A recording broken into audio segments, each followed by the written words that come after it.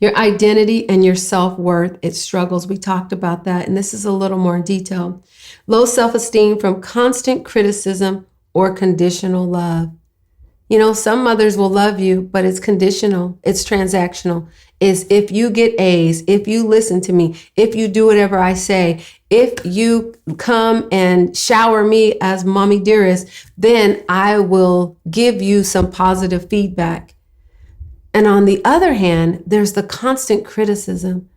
You know, you make a mistake. Children make mistakes. We make mistakes. But when you're met with a mother who points out your mistakes and who berates you for your growing up as you make mistakes, you begin to have that critical voice in your head. And even if she's not there, it's that voice is still in her head, in your head, and you represent her to the way you talk to yourself. I'm stupid. I'm dumb.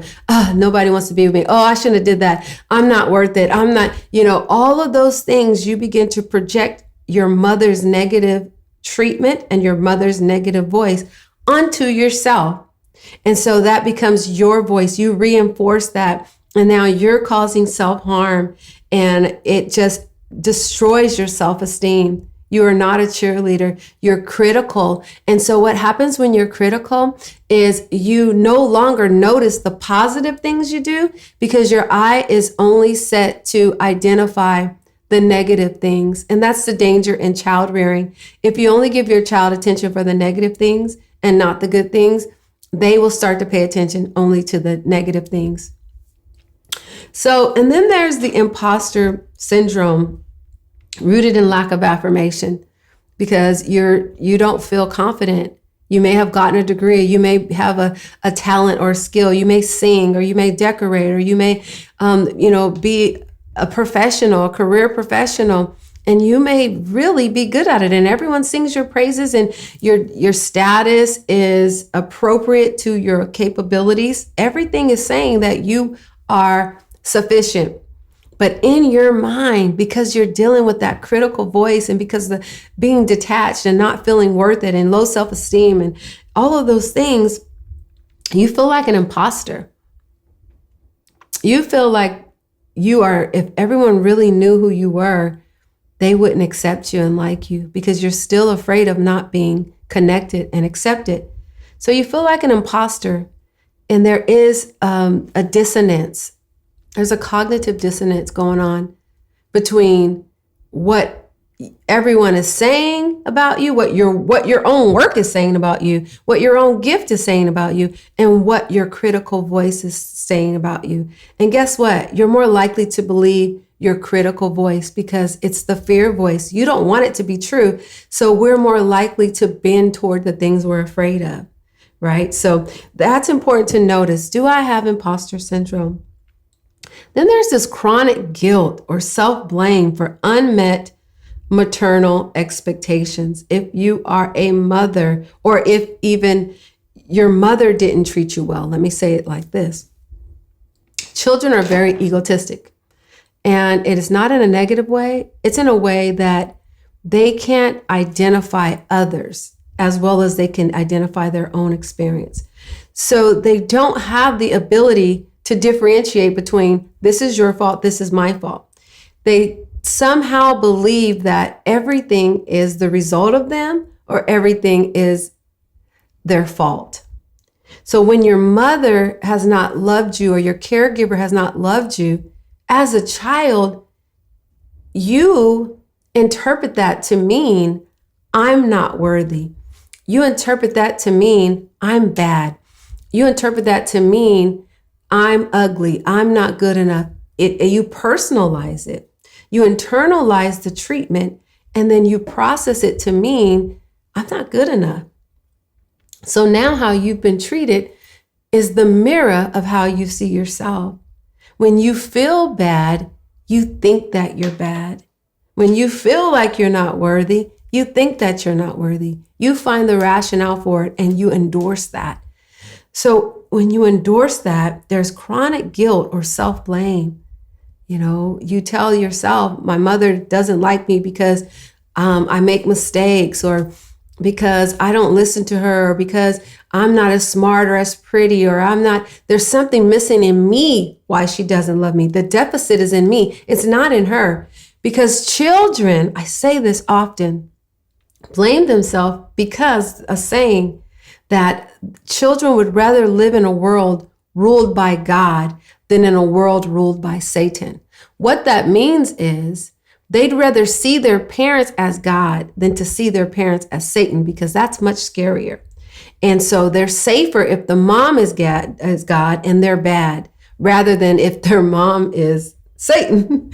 That's a little more hard to conceptualize based on how the ego is and based on the fear that I need to believe that my mother is a good person. Because if I believe my mother's a good person, then I believe there's hope for me to get a relationship with her. There's hope for me to get love from her one day. But to accept who she is, and she's not a devil. Our mothers have demons, but they're not devils. They do have deficiencies. So I'm not saying that. I'm a mother too, and I have deficiencies. But what I'm saying is that those deficiencies are how the child won't see the mom. They rather see their own deficiency. They rather take the lack and the blame onto themselves. All right, so emotionally dysregulation.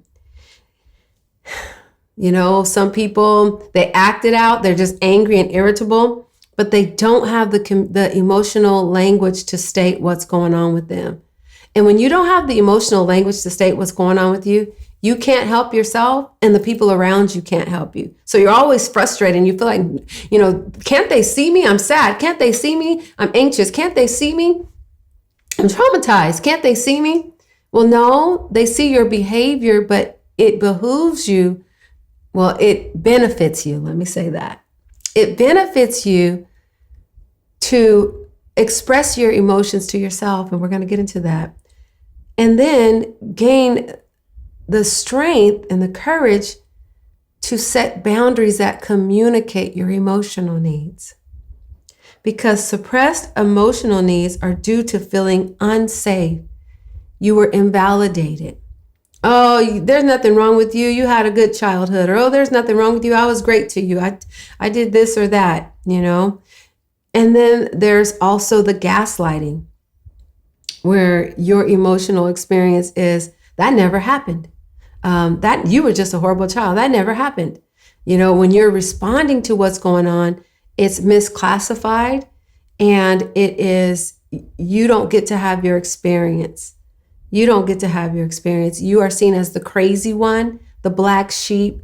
You are seen as the trouble starter, the funny acting, dramatic, all of those negativities, always complaining. You're too much, because that's gaslighting. It's saying that you didn't really experience the pain, excuse me, or the mistreatment. You're just a lot to deal with. It's because something's wrong with you. And so you learn to shut down and not even express your emotions. It causes you also to be hypervigilant. Hypervigilant just means you're constantly anticipating rejection or something happening to you and harm coming your way. And with that's what I said about the anxious attachment, how you're just always, looking for the rug to be pulled up from under you. You're expecting betrayal. You're expecting the boyfriend to leave. You're expecting the friend to betray you. You're expecting all of these negative things because that's been your experience. You expect your experience. You expect the repeating of your experience, which is a trauma response. It's like you don't want it to happen, but for some people, they feel like, well, if I expect it, I can brace myself for it. Like a wave, like I see the wave coming, so I can brace myself for it. And they don't want to be just overtaken. So what they do is they're just hypervigilant. And if you look for something, you will find it. If you look for someone to leave you out, or you look for all these little things, you're so hypervigilant, you're going to find something because that's what you're looking for. It doesn't mean it's really happening, but if you look for something, you will find it. And you're constantly sensitive to rejection. And sometimes it's not even rejection. It's, oh, we just forgot to invite you. Oh, we just wanted to go this time because we had something to talk about. Or, oh, I owed her a birthday dinner, so that's why we were out. Or, oh, my husband has to work. He's trying to save money to work overtime or whatever. But you personalize everything as rejection or harm towards you. And then there's people pleasing. When you have the mother wound, like I know that it may sound like I'm repeating, but I want to go a little bit more into it with the people pleasing. Sometimes people feel like they're just nice, they're just givers. But underneath that people pleasing, many times is a desire to feel connected. And you've learned that as long as I'm doing for people, people will stay connected to me. So your value and your worth in the relationship is taking care of people. Your value and your worth in the relationship is supplying emotionally for the person, being the emotional caretaker, being the financial caretaker, being whatever the person needs you to be, just so that you can be needed and so that they can assess you as valuable. So you go about and you people please, because you've learned that when people aren't happy with you, they disconnect and they cut you off. So your role as a result of the mother wound is always trying to please. And that's not anything to be ashamed of. If you are a people pleaser and you feel incredible shame about that, I want to release you. And I want to tell you that that is a survival mechanism. You learn that you can get your needs met through people pleasing and doing what people want you to do. Now that you know that, you get to stop. You get to turn it around and accept the love of God and take care of yourself and look for reciprocal relationships where someone is giving to you and you are giving to them. But you have to know that that people pleasing or being perfect, it's a survival mechanism where you feel like if I let someone down, if I don't go here with this person, if I don't lend them this money, if I don't babysit, if I don't show up to their event, if I don't push like or comment on their section, then they're going to reject me. Living in that level of fear is just exhausting and it's terrible for your mental health. And it just reinforces that you're in danger of not being loved.